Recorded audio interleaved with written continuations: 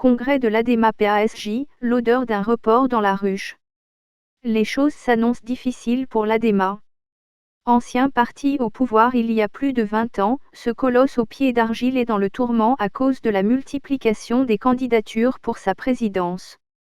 On ne connaît toujours pas la date du congrès du parti qui doit se tenir dans ce mois de mars, selon des sources proches du directoire.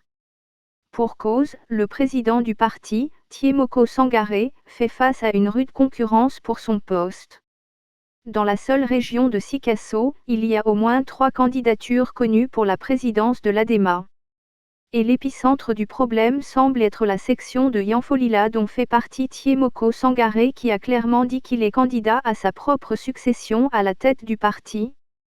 Mais c'était sans compter avec l'ancien ministre Yaya Sangaré, une autre figure de la section de Yanfolila. Ce dernier n'a pas attendu trop longtemps pour déclarer que lui aussi veut être candidat à la présidence du parti. Après la déclaration de candidature de ces 2 personnalités de la section de Yanfolila, un troisième, larron, est apparu.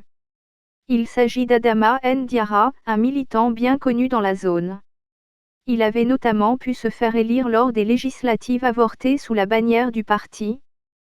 3 candidatures pour une seule section, cela cache évidemment un malaise au sein de la ruche qui est d'ailleurs habituée à des guerres fratricides depuis sa naissance jusqu'à nos jours.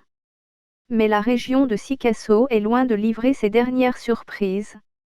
L'ancien PDG de l'Office du Niger, Dr Khalifa Sanogo pourrait être aussi dans la course.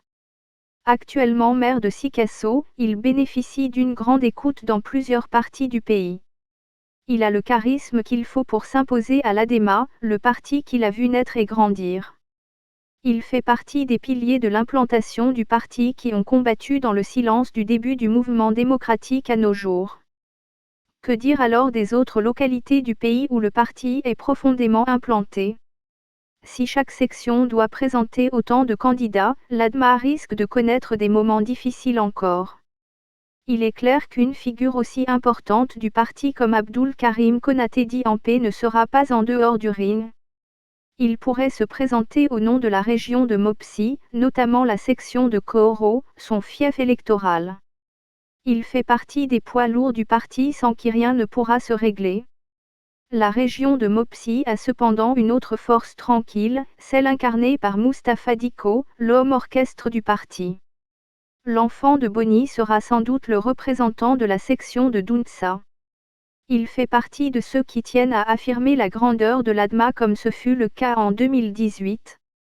Alors, le directoire voulait soutenir la candidature d'IBK à la présidentielle prévue la même année, mais Mustapha Diko voulait que le parti ait son propre candidat. La liste des candidats potentiels pour la présidence de l'ADEMA est loin d'être close, mais des têtes d'affiche comme Dramane Dembélé ne peuvent pas être ignorées. Ancien ministre et candidat de l'ADEMA à la présidentielle de 2013, Dramane Dembélé a aussi des atouts à faire prévaloir. Mais au regard de la confusion autour de la date, le congrès pourrait ne pas se tenir en mars comme prévu. Source: Mali Web.